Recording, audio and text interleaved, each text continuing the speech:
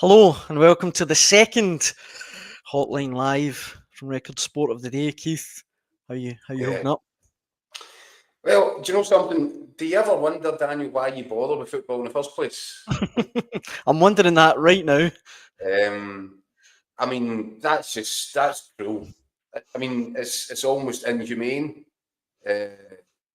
Celtic just didn't deserve that.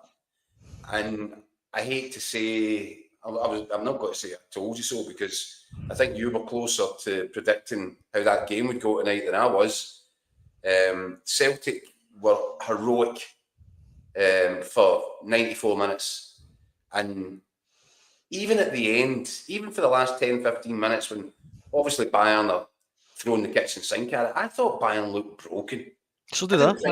I didn't think they had the wherewithal within them to come up with anything. And then they get the goal, and it's just the most horrible, scruffy, and again, ill-deserved, even in the final moments, at the crucial kind of point.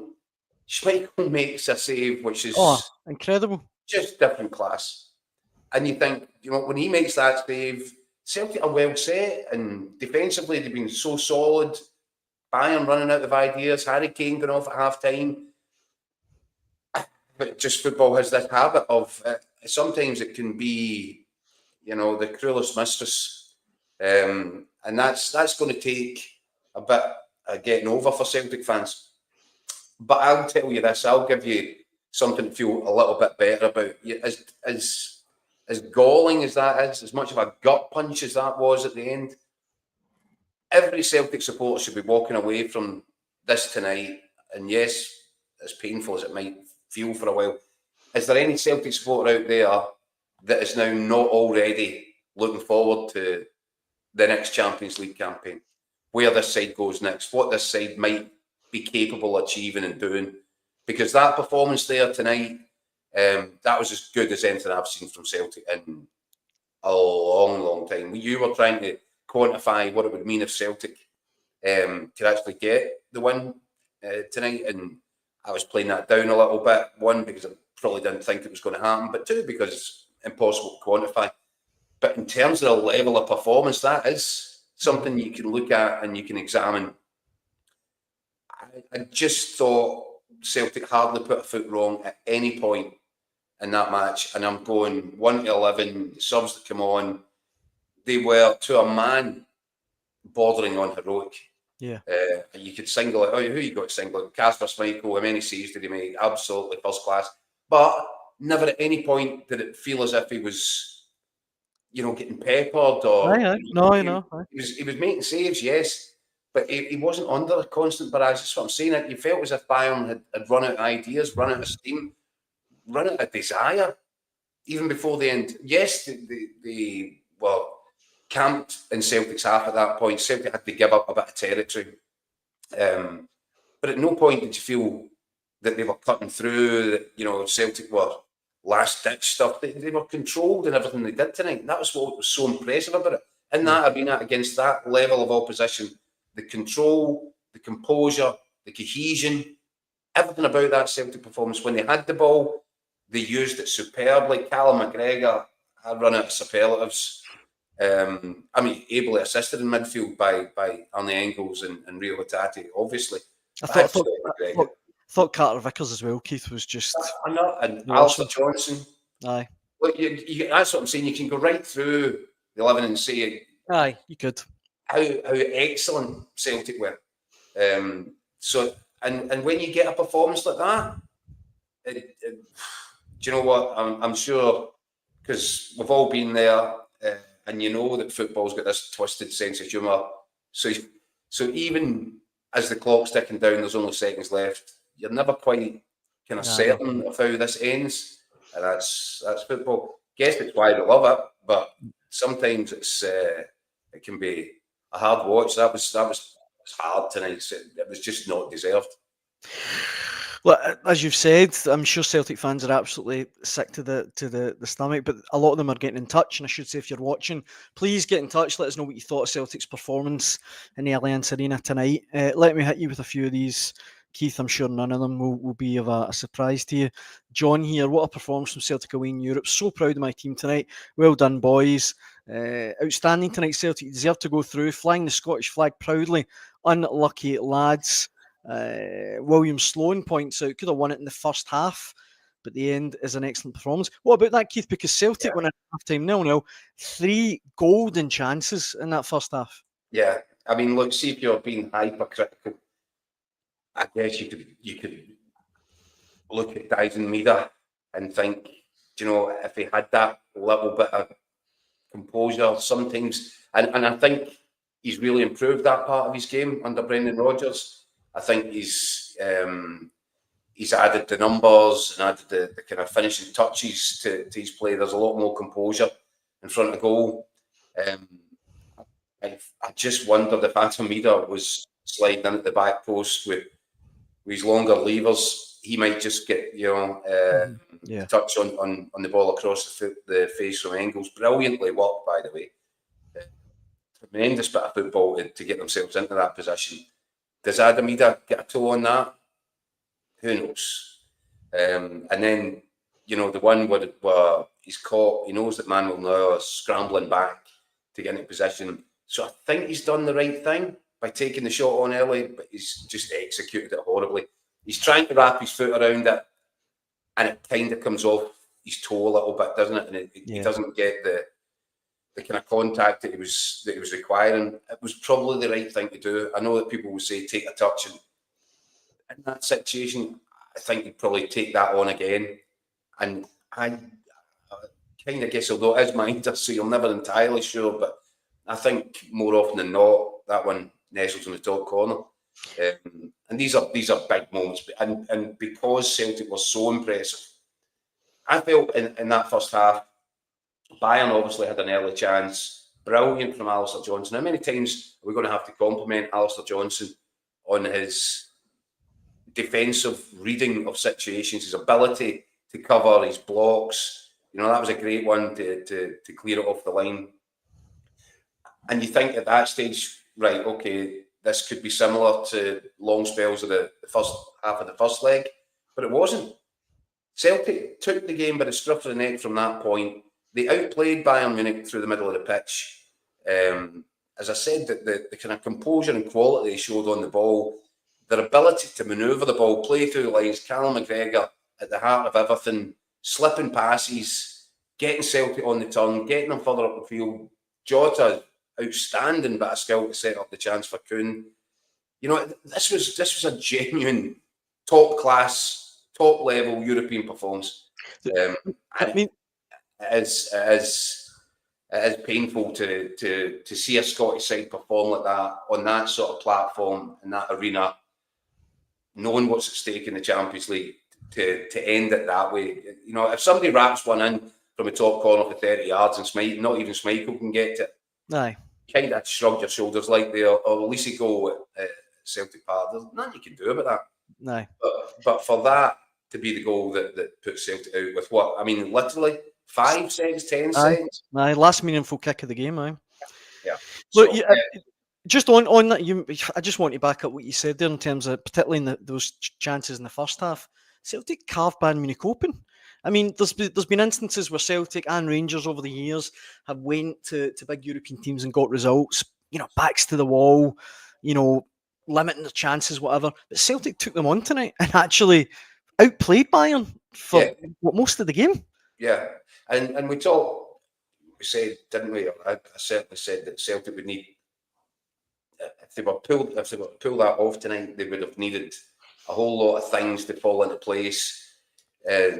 They would need perhaps the crowd to be not that up for it. Well, that wasn't the case. It was bedlam in there at the start of the game. But very quickly, you could hear that. I mean, obviously, you've got the ultras in the Sud Curve, and they kind of kept a constant racket going. But you could tell the rest of the stadium was kind of had lost its appetite very early on in that game. That was all to do. You felt they could sense this was going to be a hard night. So we're talking about the control and the composure of Celtic's performance. Was there a complacency with Bayern Munich? I don't know. I don't think they were anywhere near the level that they were in the first half in Glasgow. Maybe they thought the thing was over. Maybe there was an element of complacency. But I think if you're going to say that, then I think you're actually not giving enough credit to the standard of the Celtic performance. Let's get it right. Whether it was complacency, whether they thought the job was done, Celtic played them at their own game and were so much better than. And particularly, I felt in the middle of the pitch, and then and they did it with what, a third of the possession. Aye. Celtic made their possession count in the way that Bayern Munich didn't look as if they were going to do. Elise was a constant threat, you would say that. And maybe, we talked about the lineup before the game, Daniel. I said I would start with Greg Taylor. I thought Jeffrey Sloop put on a commendable performance, but it was always going to be a difficult one against Elise. Elise was by far and away he's a brilliant player, most threatening looking player. Was he getting the level of cover that Maida might have provided from Jota? Maybe it wasn't. There were times when it looked a bit exposed. You know that Maida's just going to shuttle back and forth and provide that extra bit of cover. So that was a big sort of call for Brendan Rodgers to dismantle the left-hand side of his team. But then Jota comes up with that moment of quality. Should he score it? Probably should make a better contact. But Celtic did what they had to do. They stayed in it. They kept themselves alive. They kept themselves relevant in the match. And then they got the goal. And by the way, I don't think anybody's really talked about it that I've seen yet. What about Maida's contribution for that goal? I was going to say, all down to Maida's determination. Even never by say die, actually. Maida's standards, that's ridiculous. Aye. He's basically, I think he's won the tackle out in the left touchline. The ball and the contact he's made has sent the ball. So I genuinely looking at that, think he's had to make up about 35 yards to get to that ball. And the Bayern defender that was closest was probably 20 yards. I think he's taken 15 yards out of 30 yards on to get to the ball first. And then it's not as if he just gets there. He gets there with time to slide through and put the ball exactly where he wanted to put it. And then, Kuhn shows the determination to shrug off a challenge. Great composure, again, that key word, to slot it away. And at that point, everyone just felt really set up. I don't know. I don't know, Daniel, you tell me, did you think Celtic ran out of legs towards the end? I think that would be a little bit harsh, but I mean, people I was going to ask you about Jeffrey Sloop. Were you surprised? I mean, look, Sam McGowan here saying Jeffrey Sloop, new number one left back. There's an arm in the face of me that should have been a foul. Proud of the boys. There's a lot of people saying that Sloop is the new left back now. Here we go. Sloop was superb. I did think he ran it. Looked a bit leggy in the final minutes, and when Sani wouldn't give up, when Sani just wouldn't give up on him, you kind of thought he's had a lack of football, hasn't he? But I thought he was great generally. I thought he was. I thought that he. Do you know something? I think he had a real tough shift. Yeah. Against Alessi, and do you know what? Anybody's going to have a real tough shift up against him. But I thought he stuck to it manfully. Do you know what I thought was interesting? Grew a bit stronger as it went on. What I thought was interesting, Keith, that matchup was that they were both at Crystal Palace together, and Schlupp would have been a bit more of a senior player. And I just thought that's a kind of weird, I don't know, a weird matchup. Maybe that kind of played in Elise's mind. I don't know. Maybe I'm looking too much into it. But I still think Elise was. He was brilliant. He was really good. He's top quality. But it's interesting, isn't it? That you're looking at this Bayern Munich side and saying a guy from Crystal Palace is now probably the most threatening player. He was brilliant. Look, obviously this is the Hotline Live, Keith, and we're kind of, we're always about answering the fans' questions, right? This seems a little bit kind of churlish to go at, right? But there's a lot of fans saying it, so I kind of have to bring it up. A lot of people talking about the fact that, here's Mark saying it, make selling Kyogo for 10 million even more baffling. He could have made the difference between the last 16 and the quarterfinals, and that's just a taste. A lot of people saying, look, if Celtic had backed the manager a little bit more in January, I mean, is that a bit kind of I don't know if you can use the words back to manager a little bit more. It seemed to me as if Brendan Rodgers was central to that decision. As if he knew that Kyogo had made it clear that he wanted to go somewhere else and try something else. Moreover, I think that this wasn't a bombshell to Celtic. I think they'd known about this for a while. But yes, look, do you know what? I think when Celtic made that decision, there was an element of risk to it. I don't think anybody would have thought at that moment in time the element of risk would be, do you know what, if you had Kyogo against Bayern Munich, Yeah, you could might have have gone won through. that thing. Well, not even Kyogo, Keith. I mean, John here saying, well, if Brendan was on record saying he wanted another striker. Yeah. I mean, if he'd maybe got who were the players that a Kvistgarden or the boy at Aston Villa, would that have made a difference, you think? Perhaps? It's impossible to tell. But look, do you know what? Celtic left their chin exposed by doing that deal. I think the big concern would have been at that time, what happens if results start to slip domestically? You will probably never be forgiven by the supporters if you fail to win the title from this position, having sold your top striker and not had a replacement lined up. Yeah. But I think Celtic have safely negotiated those waters. That's not going to be a concern. Who knew that people would look back after those two legs against Bayern Munich and think, do you know what? If Kyogo had been in that side, we're talking about. I'm asking the question: Would Adamida maybe have got his toe on the chance that went right across, flashing across the face of goal in the first half? Kyogo had that sort of anticipation, didn't he? How many times have you seen him getting in there? And he was always like lightning over the 2 or 3 yards to get into there. I think maybe Maida just didn't visualise it the way that Kyogo might have visualised it and anticipated it and got himself just that extra half a yard just to make the connection. Look, it's a valid argument. I'm not going to say otherwise, but I think it's all about expectations levels. And do you know what? You can look for someone to blame. You can look to jab an accusatory finger at somebody's face over it.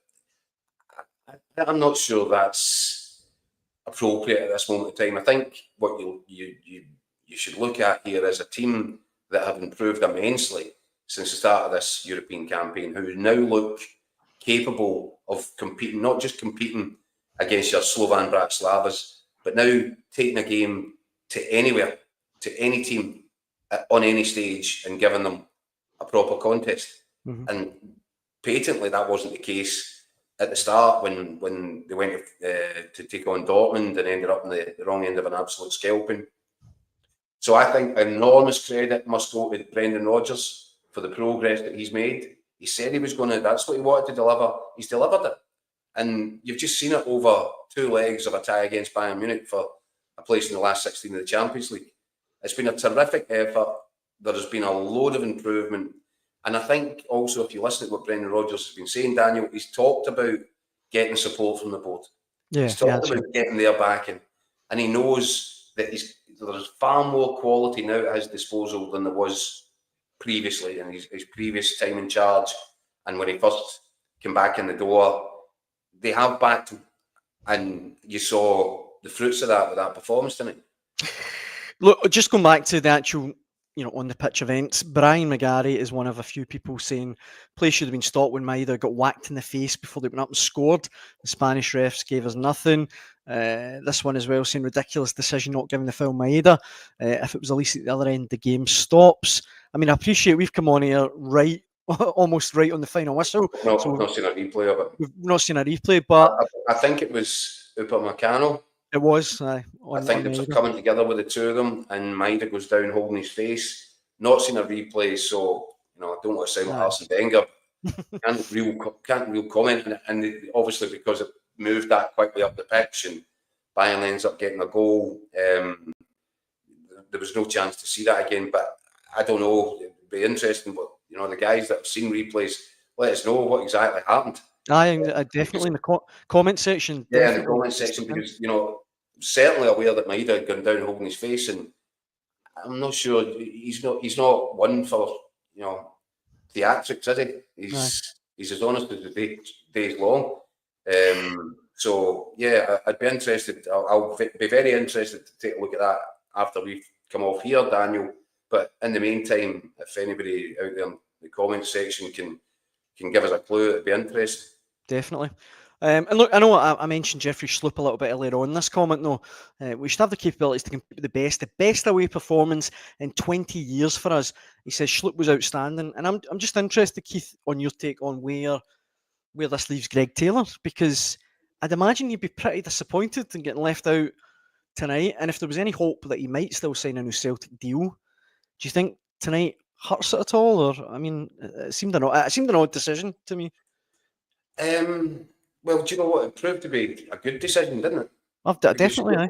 Schlupp was excellent, and we did say, Daniel, when some people were questioning the signing, said right from the start, look, this guy's a proper player, and he's going to add power and physicality, perhaps a couple of the things that you could say Greg Taylor doesn't bring with him just because of his physical stature.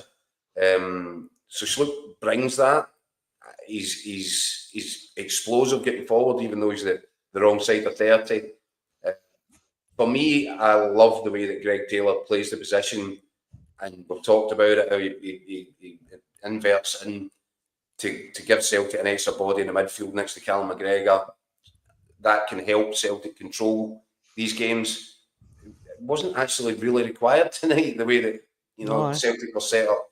And I think, again, tactically, you have to give plaudits to Brendan Rodgers for that. It was the right decision, ultimately. As much as I thought it was going to be a hard night for him, up against Elise, I would say again, I think he really handled it manfully, because it would have been really easy for a guy that hasn't played a lot of football over the last wee while just to think, how am I meant to keep up with this guy? I used to struggle at training. Aye, absolutely. There's a lot of people, Keith, by the way, writing in to say, saw the replay, Maida was slapped in the face. Definitely a foul. A few people saying that's what VAR is there for. Exactly. Aye. But I do think, if I recall correctly, Bayern broke from there. There was an opportunity, shot blocked, whatever. That would probably be deemed as, had it gone in there, had Bayern scored at that point, then that would have been your attacking phase of play, and it would have started back there, and the VAR would maybe looked at it. Maybe because Celtic had survived, I think 1-2 Bayern attempts. By the time the ball's recycled and it comes back into the box, maybe there's no case there for VAR to intervene. But if they're looking at it, and you would think they should be looking at it, I don't know. Nah, it's tough to say. Look, we could talk about this all night, Keith. I'm conscious at the time we all need to get to bed, but I want to throw this one at you before we wrap up. Stesano says, and now we really back Brendan, build a new main stand. We have the money, the manager, the nucleus of a great team. Look, that's the part I want to pick up on, because we've mentioned Brendan Rodgers. I think personally, I would say that tonight and Celtic's run generally in the Champions League really hammers home just how important it is to have, and I'll say it, an elite manager like Brendan Rodgers. And we're now into less than 18 months on his contract at Celtic. Surely tonight, the Celtic hierarchy have to look at that and go, look, we need to get this guy tied down for the long term, and we need to really, really, really back him now. Does he look happy? He does to me. He does to me as well, eh? I think he's really content. I've got to know Brendan quite well over the years, and I know that he was genuine when he talked about coming back to Glasgow and how much he'd missed the club, how much he'd missed the city. There was a point when he was going to take a sabbatical after Leicester,